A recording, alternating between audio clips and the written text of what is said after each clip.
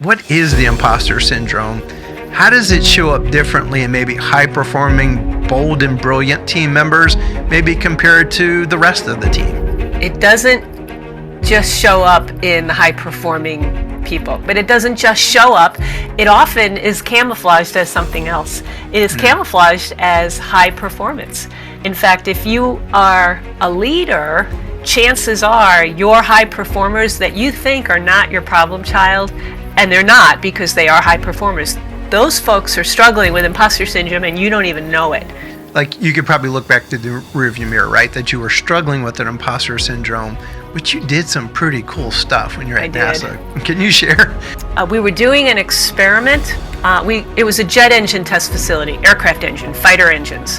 We had an engine in the test facility, and we were using infrared imaging systems to look up the back end of the engine to determine the temperature of the surfaces. Very cutting edge technology. Infrared imaging had never been used in a test facility and this equipment was expensive. In medical community, it's the same kind of thing where, something this big costs that much money? Yeah, it does. We ran these experiments, and in the harsh environment of the engine, the equipment melted. Didn't just fail, didn't just go offline. It oozed, melted. I blamed myself because I looked at the data and I thought, I should have seen that temperature was getting too hot. I should have seen that the image looked a little wonky. I completely owned the failure. But people with imposter syndrome tend to internalize failure and externalize success. In other words, they think if it went wrong, it was something I did, but if it went right, it's not because of anything I did, it's because I had a good team.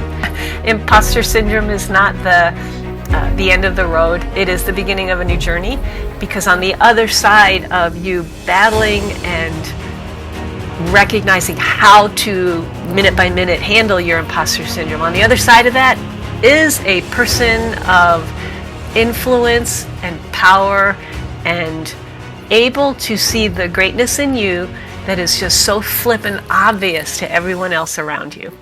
And now, our host, Chris Como. Hello and welcome to the Anatomy of Leadership. I am excited today. We have with us Maureen Zappala. She's a keynote speaker and incredible author. In fact, I had the unique privilege of just getting to hear her at the National Partnership of Hospice and Healthcare Innovation early spring of 2025. So Maureen, it's so good to have you. Thanks for being here. Thanks, Chris, for having me. Yeah, absolutely. Let me read from your bio. So Maureen Zappala, she's a University of Notre Dame, go Irish, graduate, and a former NASA propulsion engineer that's also known as a rocket scientist. She's an author and a keynote speaker. She works with high performers to overcome, are you ready for it? The imposter syndrome. That's what we're going to be talking about today. The secret self-doubt that causes competent people to feel like frauds. She's a licensed associate of the Imposter Syndrome Institute, which is the world's leading source of imposter syndrome solutions. Maureen was the first female and the youngest manager of NASA's Propulsion Systems Laboratory in Cleveland, Ohio. And in fact, in 2009 and 2020, she was in the top 10 of 30,000 contestants in the Toastmasters World Championship of Public Speaking. That's a pretty awesome honor and accomplishment. She's the author of 5 books, including the recently released Get Your Best People to Give Their Best Effort. And after 40 years in Ohio, Maureen now lives in Las Vegas, Nevada. She's an avid fitness fan and a rookie ballroom dancer. Welcome, Maureen. Thank you, Chris. Gosh, that sounds so accomplished. And man, making a move to Las Vegas, that's actually pretty cool. Yeah. And are you enjoying it in Las Vegas? I've been here 6 years. It took me 3 years to love it. It really did. The first 3 years, the best I could say was, well, I don't hate it. That's really cool. Well, I want to ask you a question that I've just literally almost stumbled into in the early part of the Anatomy of Leadership podcast, and now it's just a staple of the show. And I love the answers that I get from our guests. So the question is, what is your superpower? I think when I talk about imposter syndrome, a lot of it is not being able to own your greatness. I teach people how to do that, so I kind of I model it.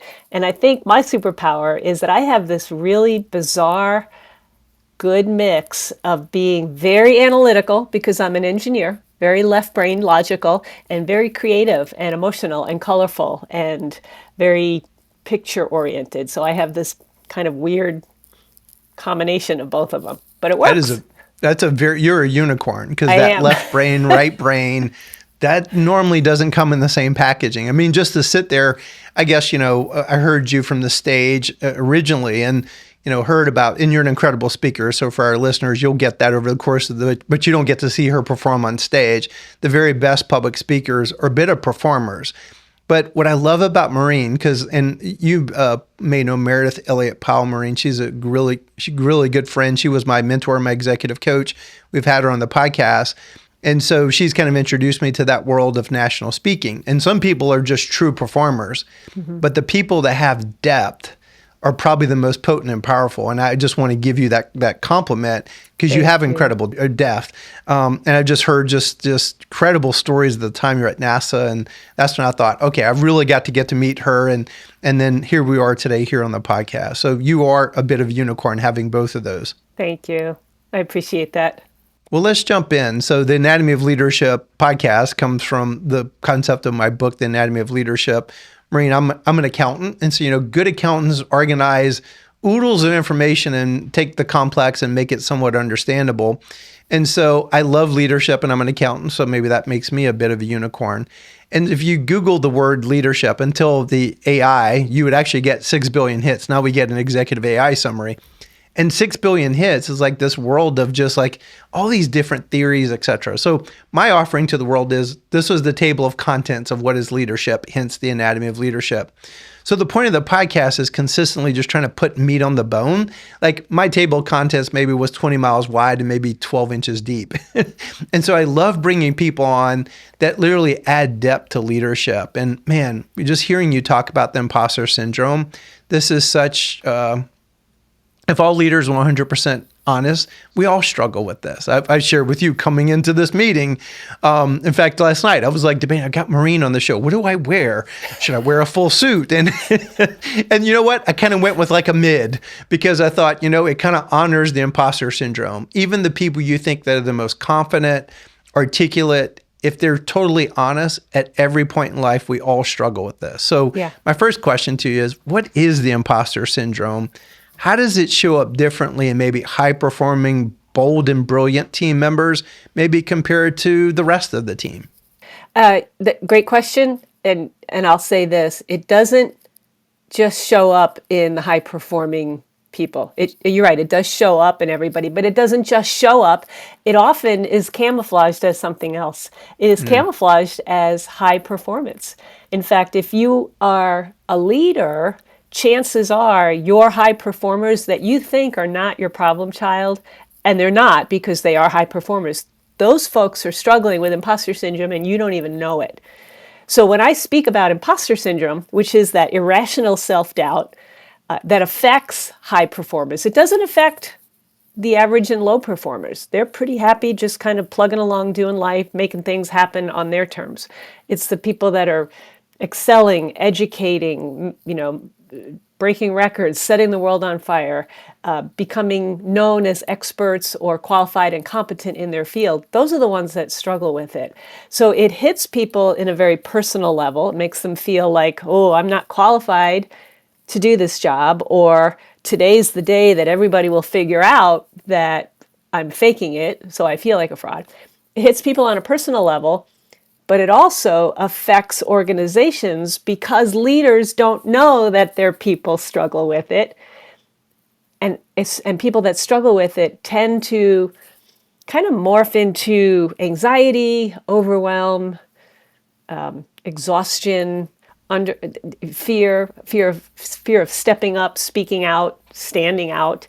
So it hits people at an individual level, but it also has a corporate component as well. So it presents itself like, there's a lot of talk about burnout.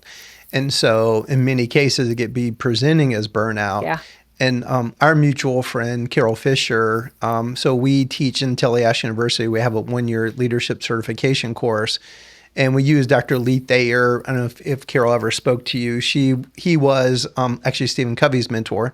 As close to a human Yoda as possible, even sounded like Yoda with the raspy voice.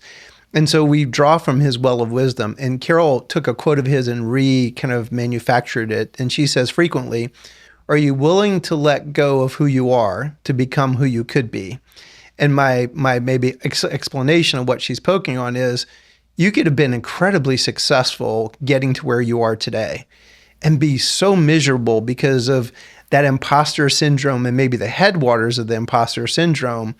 And the world's looking at you going, man, you're rocking it. You're knocking it out of the park. And internally you are miserable, not enjoying yourself, no joy involved in the job. And so what she's poking on is what basically has gotten you here may not get you there. Are you willing to let go of who you are to become who you could be? Does that resonate in how you coach and teach on the imposter syndrome? Yeah, absolutely it does, Chris. It is a thought process distortion. We are creatures of habit.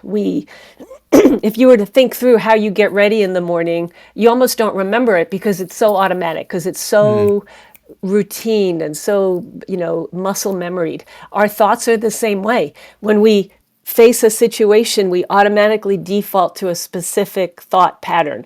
And oftentimes that thought pattern for people with imposter syndrome is, oh, I don't think I'm qualified. I don't have what it takes. Yeah, I did that, but I can't do that. I can't do what's next.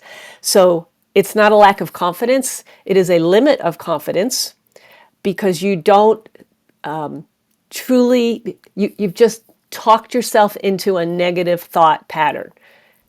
So we have to break the pattern. We have to rethink thoughts. We have to re-language things to ourselves. And we have to redefine things like competence and what defines success and how do I handle feedback or failure. We have to redefine those instead of letting them automatically drag us down. Wow. Well, maybe this is a good segue question then. So I imagine there are probably hidden costs in organizations where imposter syndrome is almost like brewing under the surface, or maybe it's just not being addressed and probably affecting what? Team culture, productivity. So what would you say? So are there those hidden costs? Oh, absolutely. I remember speaking to a manufacturing organization 2-3 years ago. And a fellow in the audience came up to me and said, oh my gosh, I didn't realize how much my reticence, my hesitation to speak up on a topic can be costing the company. And I said, "What? I don't know what you mean. Tell me more." He said, I work in the manufacturing, he's a supervisor in the manufacturing plant. And he said, when he sees something amiss, he second guesses himself and thinks, who am I to bring that up? Maybe I'm imagining it. Maybe it's not that big a deal. Maybe I'll just wait until somebody else does. Meanwhile, a flaw in the manufacturing process, a quality control issue, something amiss with people that are hands-on in the manufacturing, all of those things propagate to a flawed product, which affects bottom line, which affects customer satisfaction, customer experience. It just has a ripple effect because one person fears speaking up. If you solve that problem, the bigger problem goes away. Wow. Oh, and we talk about this in healthcare because especially like surgical errors, like how can they occur when the nurse was standing there and like, well, he's a world-renowned surgeon. Who am I to say, I think he's about ready to operate on the wrong leg? 100%. Yeah. but yet that person is highly trained, incredibly competent, and like that self-talk, I mean, major medical errors. Yeah. We're so much to the point that one of the leading causes of death actually is going to get healthcare in some places. And you think of the years of schooling and technical skills involved in that. Well, I want to ask you this question because I got to hear part of your story. Was there a defining moment in your own career when you realized maybe imposter syndrome was holding you back? And how did you overcome that? I didn't know about imposter syndrome when I worked at NASA, but I do know that while I was at NASA, and it was a 14-year glorious career, I loved it. There were still a lot of moments where I felt unsure of myself. I felt incompetent, unqualified. I really believe, you probably remember this from my keynote, when I got hired at NASA, it was in a season when NASA was really pushing to have more women on staff. So I really thought, the only reason they hired me was because I'm a girl. So I had, all of my technical and scholastic achievements and qualifications meant nothing. What mattered was the fact I checked a box. So I struggled with feeling like I really even deserved to be there on my own merit. So I didn't know it was imposter syndrome until years later. And it was actually, I read a book called The Secret Thoughts of Successful Women by a woman named Valerie Young. She's the one that created the Imposter Syndrome Institute that you mentioned. The book has been retitled Secret Thoughts of Successful Women and Men, because men struggle with it as well. But that book, when I read that book, seriously, it was like the veil lifted from my eyes, and I thought, that's what I struggled with.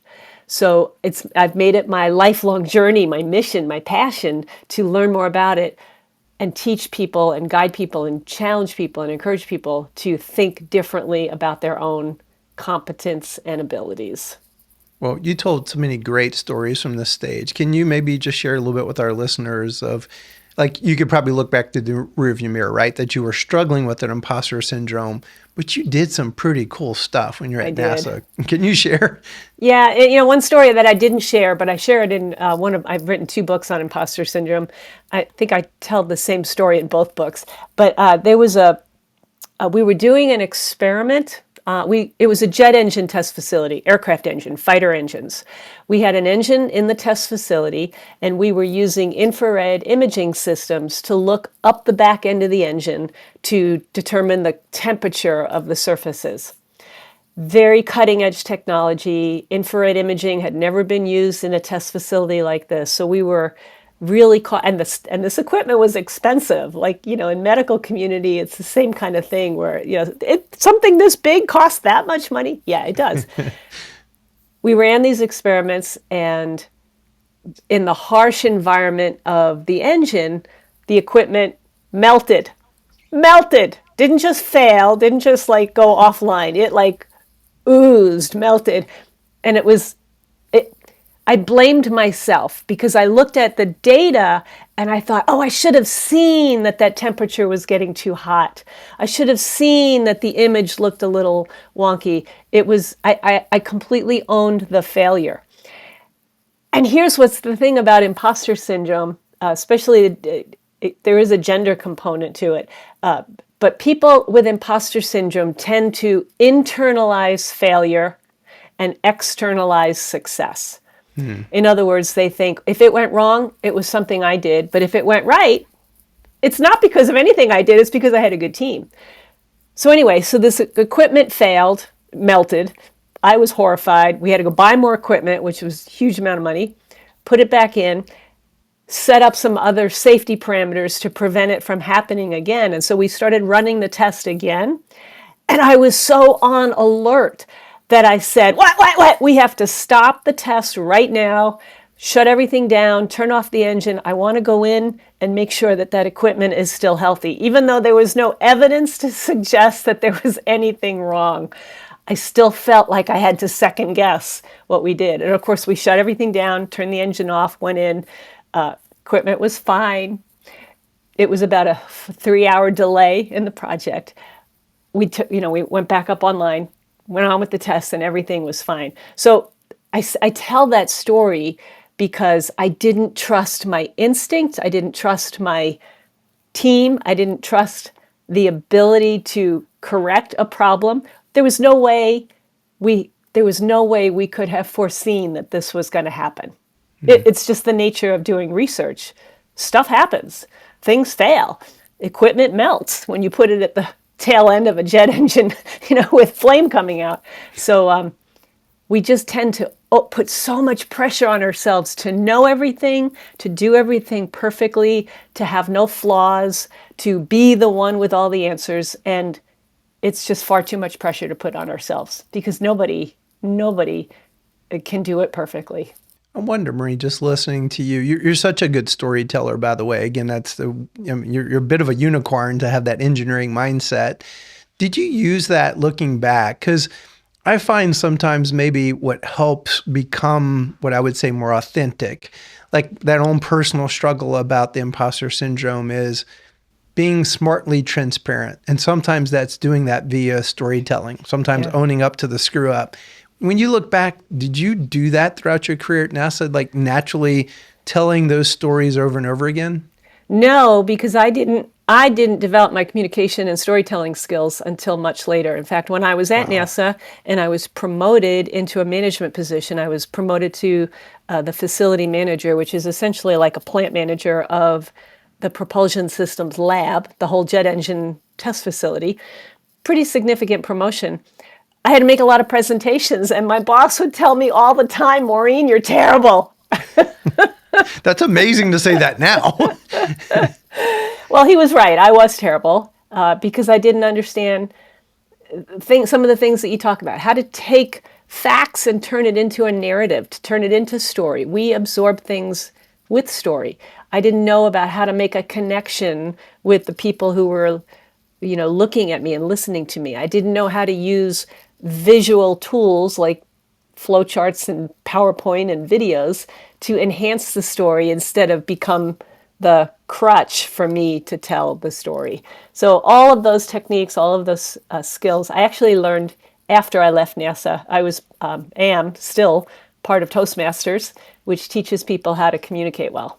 That was just that just is encouraging to me that you're, top 10 out of 30,000 people, like you're at the, top 1%.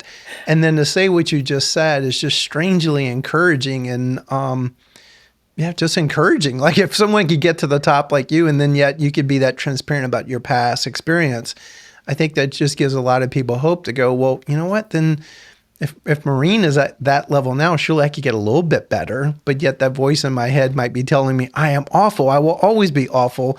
I will never be able to do a podcast or whatever, get up on stage and give a keynote. Well, I'm sure you've seen, Chris, the more you do it, the better you get at it. You learn what works, what doesn't work. You learn what feels consistent with who you are compared to what feels forced or choreographed or staged.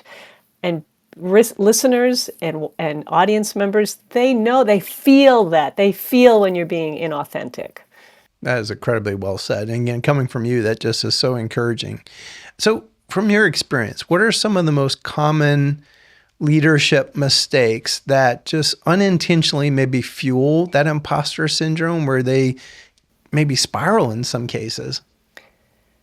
Let's see. The most common mistakes for leaders. Well, again, I come at it from two different perspectives. The leader who himself or herself struggles with imposter syndrome, much like the people that they're leading, as well as the leader who leads people with imposter syndrome, because there's two different aspects there.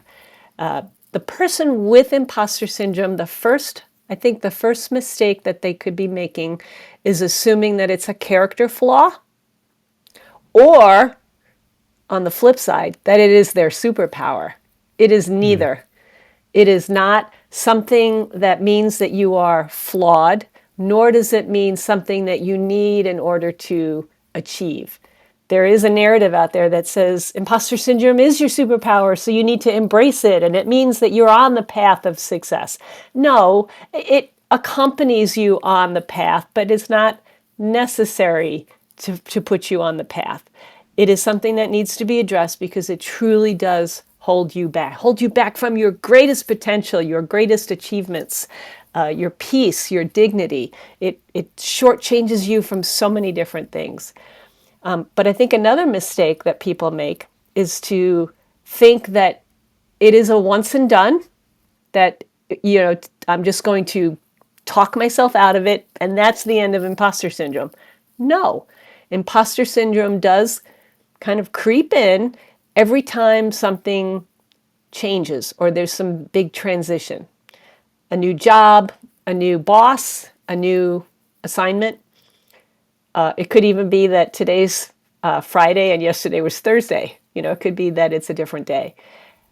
So I know people say get comfortable with being get comfortable with being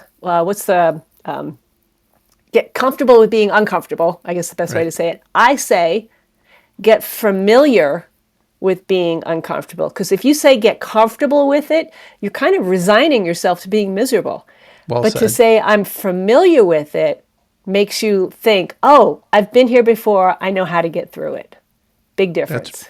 That's really good. There are two analogies we use in Tilias University. One comes from Shiraj Shamin, the positive intelligence guy. Go up on the balcony of your life. And then Stephen Covey used to say, project yourself to the top of the room. Dr. Thayer called it decenter yourself. And it's almost like to step outside of yourself feels like another way of what you're saying. Because I've never thought about that, because you hear it all the time, get comfortable being uncomfortable. That does. And I love your approach, because it didn't strike me the first time I heard you say it, that there are those two opposing, like, I am just fatally flawed. Gosh, I hope no one sees these macro flaws. I am just screwed up. Or this is my superpower. Mm-hmm. And then you get this perverse cozying up to it. And probably at that level, they're absolutely miserable. And what I love thinking about your approach is it's a truer way of enjoying the journey and ultimately being a better version of yourself. It embraces learning and growth as part of the journey. In my book, I call that self-mastery, but yet there is kind of a shadow side of that word. Like, there's a day you're going to kick your feet up and go, yeah, I think I got that thing licked. No, it's about this journey. It's the best way I could describe it at this point in my life is I have a healthy satisfaction with where I am, and I have a healthy dissatisfaction with where I am. Oh, and I love that. And I say both of those with integrity. Yeah, that is absolutely beautiful. Valerie Young, the woman I said who wrote the book Secret Thoughts, talks about being a humble realist, being humble about your abilities, and humble means being 100% accurate, not downplaying or overplaying what you're capable of, and then being a realist, which is accepting what you don't know, or what your limits are, or what your talents aren't.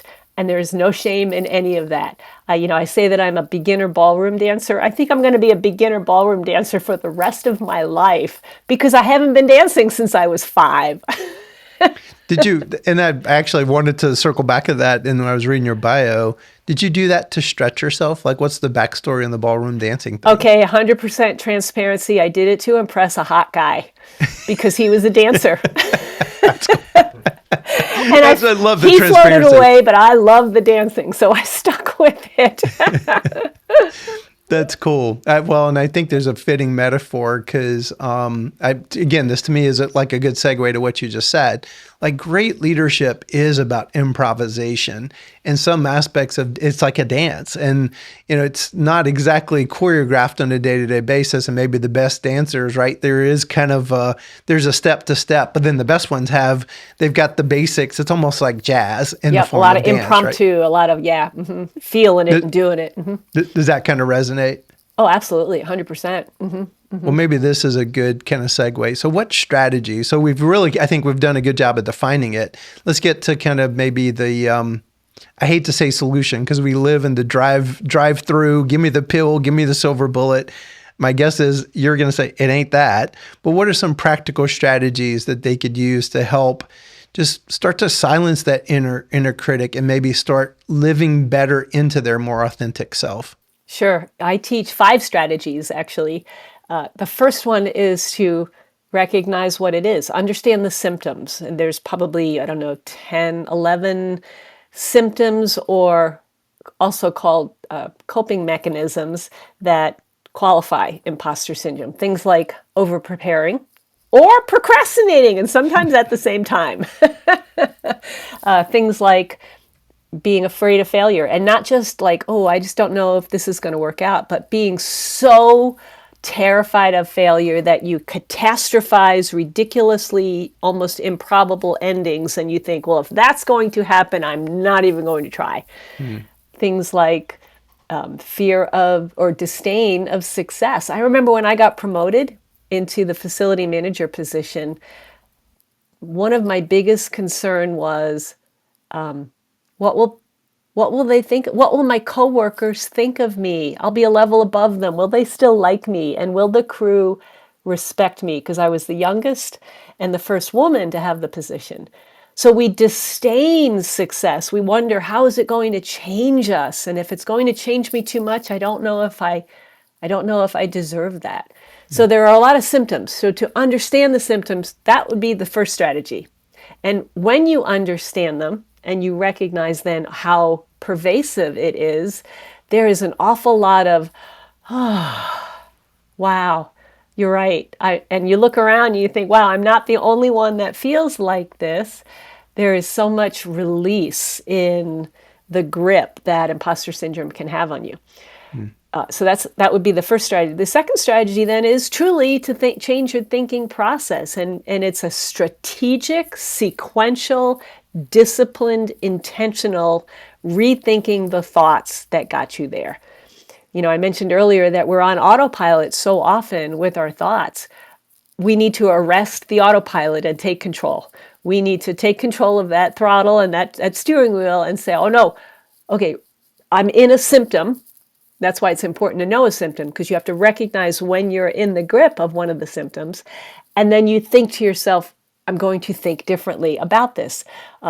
Why is it I think that that's the worst that's going to happen? What if it doesn't happen? What would I do if it could succeed? So you systematically challenge your thinking and change your thoughts, which then, of course, changes your behavior. And then a third strategy is understanding how when we get around other people, it is so tempting and human to do the compare and despair. Like, I think I'm doing pretty good until I got next to her. Wow, she's doing so much better. And recognize that, yes, you've done well, she's done well, but our well is different.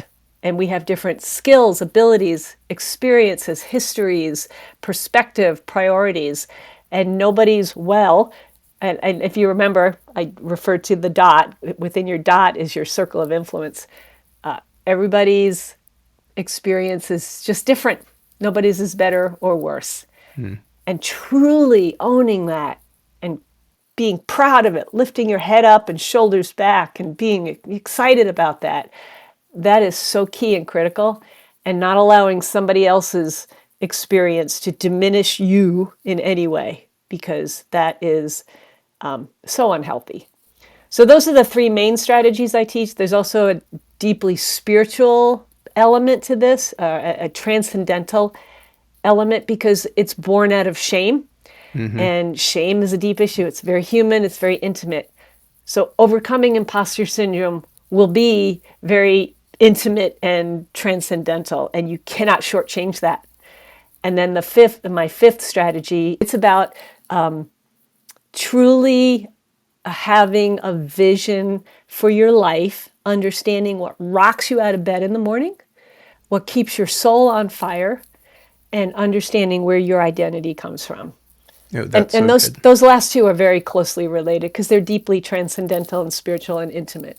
You and I are 100% aligned on 4 and 5. I poke on some of that in my book, but you put a whole lot more meat on the bone. I want to come back to number 4 in just a second, but one of the things that occurs to me in my own journey, so I went through the Thayer Institute, so I kind of studied under Dr. Thayer for almost 4 years, and I was his graduate assistant for 4 years, so like 8 years under Yoda, young Skywalker, and it was pretty transformative for my life. And at that time, I could look back and go, I'm sure you've used multiple personality temperament tests in your career.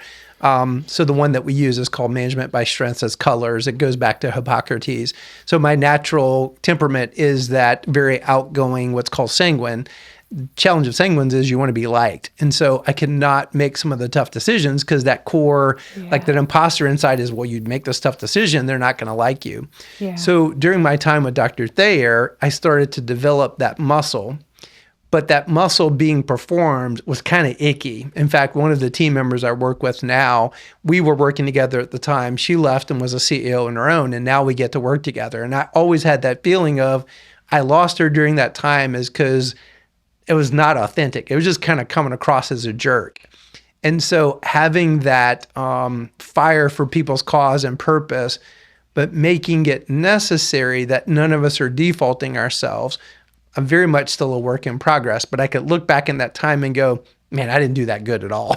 Went from one extreme to the other. Mm-hmm. So that's my point is, as people are on this journey of wrestling with their imposter, trying to become a more authentic version of themselves, there's probably that gangly teenager stage. What advice do you have for them during that time of, is there a way to do that better? Is there a way not for it to come across just awful because you're trying to realize a better version of yourself? Yeah, I think that's so true in so many areas of our lives that, change, especially change that we did not pursue or initiate, is hard. It's uncomfortable. It is a gangly teenager kind of thing. But I tell you, the gift of time, the beauty, the miracle of the passage of time is truly amazing, because guess what? This too shall pass. One of my favorite Bible teachers would always say, "Hangeth thou in there, O baby. This too shall pass. You will get through it." And people like us that are committed to, learning and growing, and we have growth mindset, and we just see life as one big opportunity after another, and we're very self-aware, it will get better. And yeah, it's going to be painful. You're going to look back and think, "Ooh, icky. Ooh, how did I do that?" Guess what? It's in the past. Thank you to our Anatomy of Leadership sponsor, Dragonfly Health. Dragonfly Health is also the title sponsor for Leadership Immersion courses. Dragonfly Health is a leading care-at-home data, technology, and service platform. With a 20-year history, Dragonfly Health uses advanced technology and robust analytics to manage durable medical equipment and pharmaceutical services as part of a single efficient solution for caregivers, patients, and their families. The company serves millions of patients annually across all 50 states. Thank you, Dragonfly Health, for all the great work that you do. Just pick up and head forward.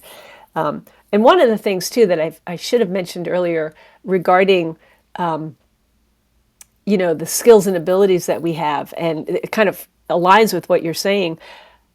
Skills and abilities, we're not born with them. We learn them as we go. We go to school for them. We learn them on the job, blah, blah, blah. Character traits, those are established at a young age.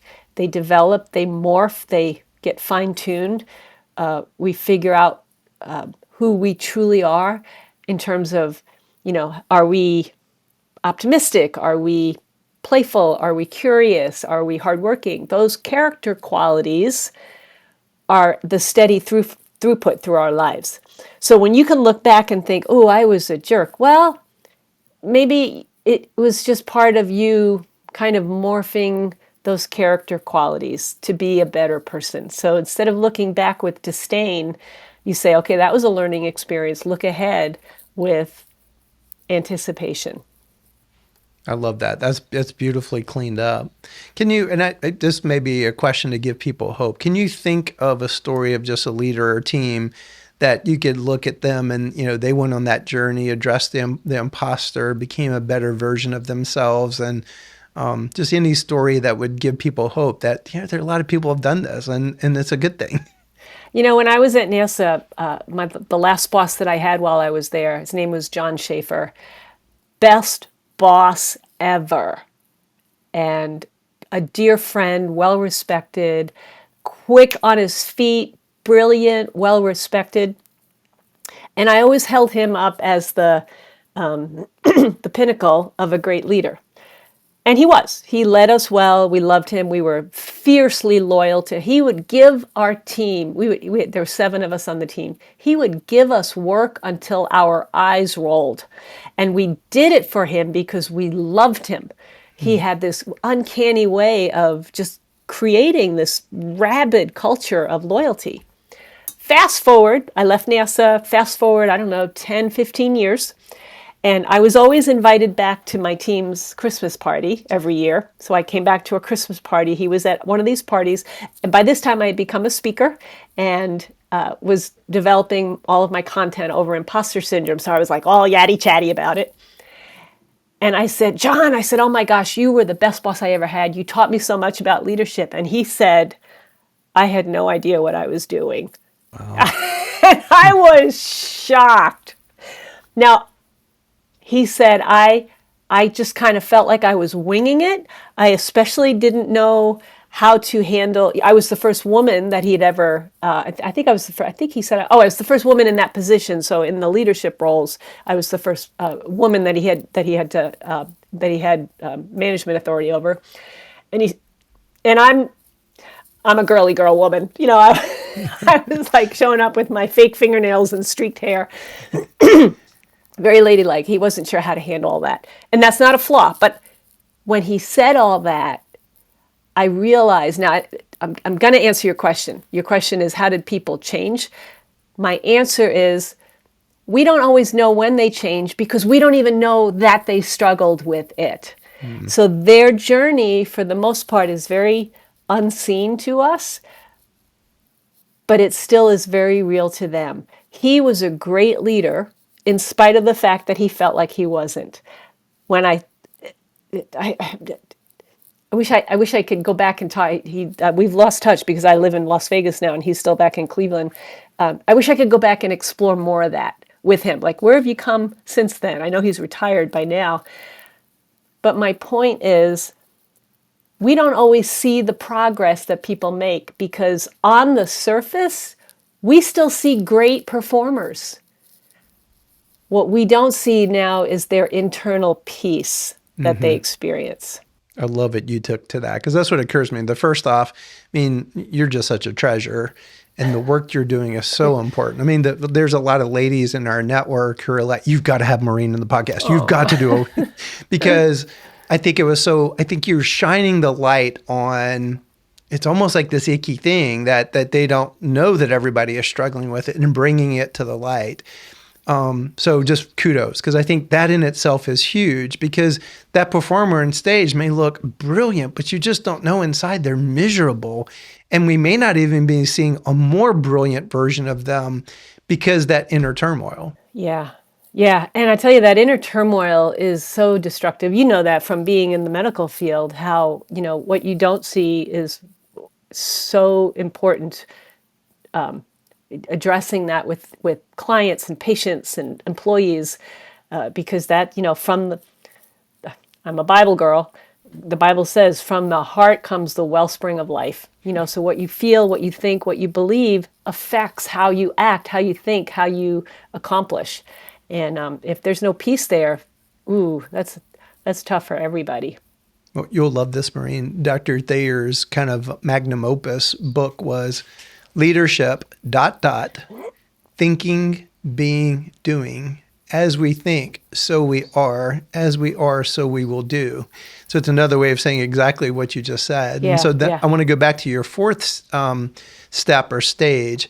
And so I am attempting to write my second book. Finding the time for it has just been really difficult. And I have a way I want to do it that I think will be just a different approach to the book. But part of it is going back through those stories in our lives. And in my own journey, I could literally, there are moments I can tell you everything about that moment, like what the car seat looked like. And as I've struggled with my own imposter syndrome, I'm like, where does that come from? And in my own life, which I think it's true in other people's lives, it's something usually in our childhood. Oh, 100%. Mm-hmm. And there's a vow that comes out of that, and it plays throughout our lives. And for some of the highest performers, people may look and go, wow, they're incredible. But there's not a healthy version of that.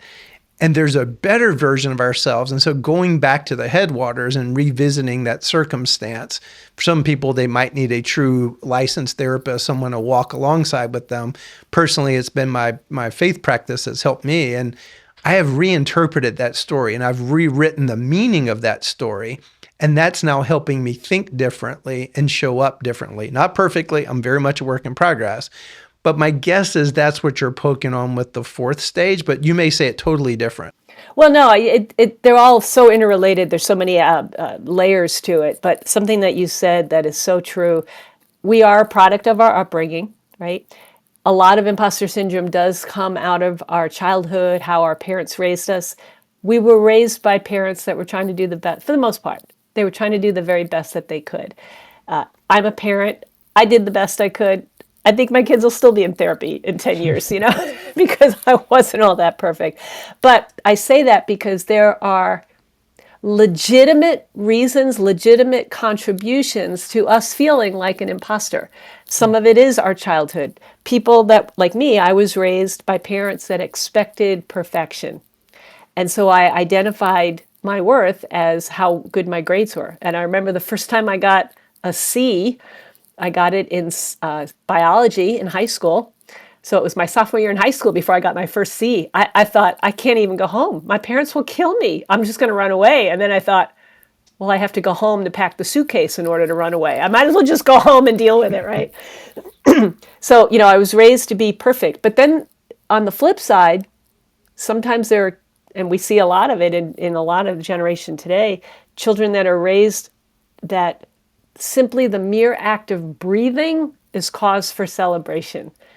And so everything they do, everything they are is perfect and wonderful, and little Johnny is, fabulous. And that kid grows up not being able to parse out good behavior, good results, bad results. So they think everything is great, so that when they get into the real world and something fails, ouch, they don't know how to process that. Mm-hmm. So they feel like a failure. So childhood definitely contributes to it. Sometimes it's the corporate culture we're in. Sometimes it's the field that we've chosen. It tends to hit people in STEM and creative fields. So science, technology, engineering, and math, as well as any artistic endeavor. We tend to feel like we're not good enough, or we're only as good as our last creative process or product. And how can I be good if all this technology is being developed and I can't keep up with it? So we feel incompetent.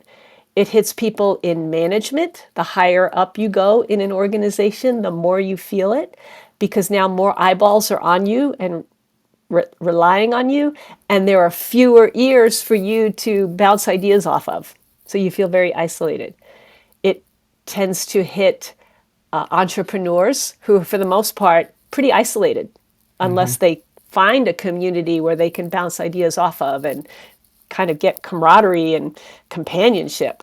It tends to hit people that are degreed or certified professionals, think CPAs, financial planners, PhDs. It lives and breathes in the medical community, for sure, at all levels, from the person who's sweeping the floor in the hospital to the CEO of the hospital, let alone the researchers and the people that have patient contact.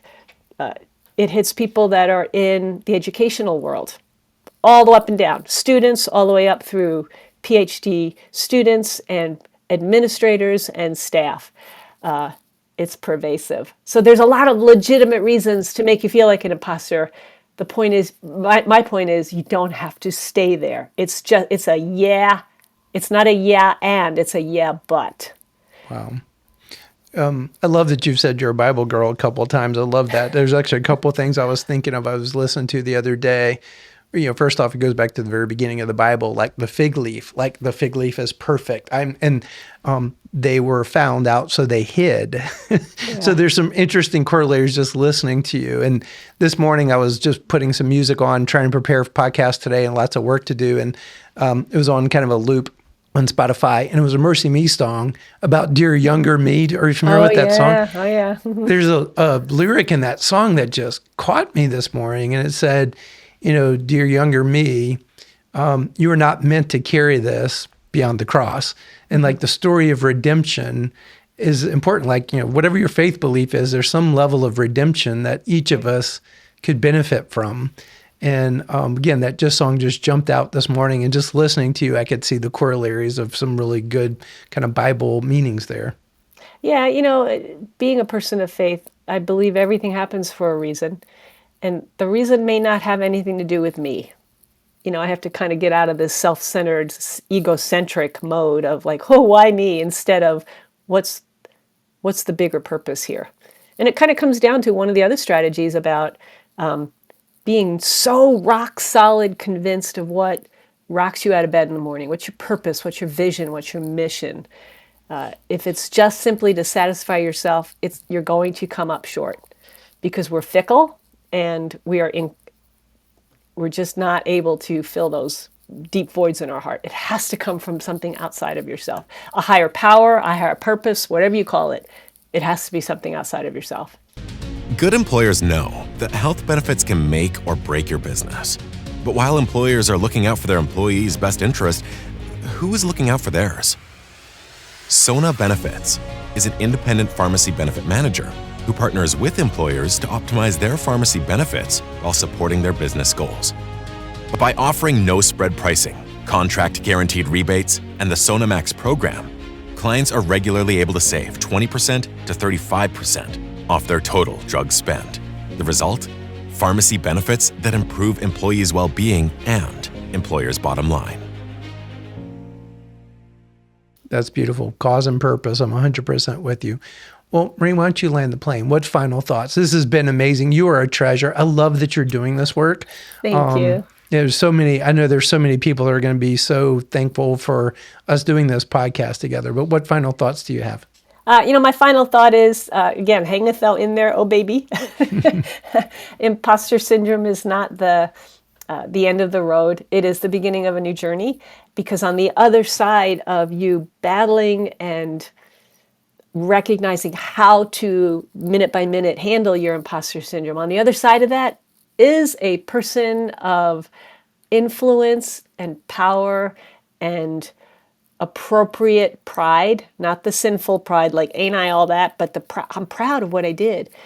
You'll be excited about your future, proud of your past, and like I said in my keynote, able to see the greatness in you that is just so flippin' obvious to everyone else around you. And there's so much freedom in that. Wow. Well, just to mirror that back to you again, Maureen, you are a unicorn. I'm watching you throughout this whole thing, that engineer mind, but that ability to be so thoughtful in your actual words that you use, that's a gift. And so I love how you've sharpened the own saw in your life and how you're bringing it just make a good difference in the world. You're living your purpose. So I appreciate you. Thank you so much. I appreciate you, Chris. Thank you for saying that. And back at you. Well, at the end of each episode, our listeners, we always share a quote, a visual. We call it a brain bookmark. It's a thought prodder about our podcast subject to further your learning and growth. What we're going for is like a brain tattoo. And so be sure to subscribe to our channel. We're going to include any links that Maureen wants to include, links to her books. If you want to get in contact with her, please make sure you subscribe to the Anatomy of Leadership. We don't want you to miss an episode. Pay this forward to your friends, your coworkers. We're all struggling with imposter syndrome. This is such a great resource. And man, I really want to see all of us live our cause and purpose. That's part of my cause and purpose. So thanks for listening to the Anatomy of Leadership. And here's our brain bookmark to close today's show. Are you willing to let go of who you are to become who you could be? By Carol Fisher.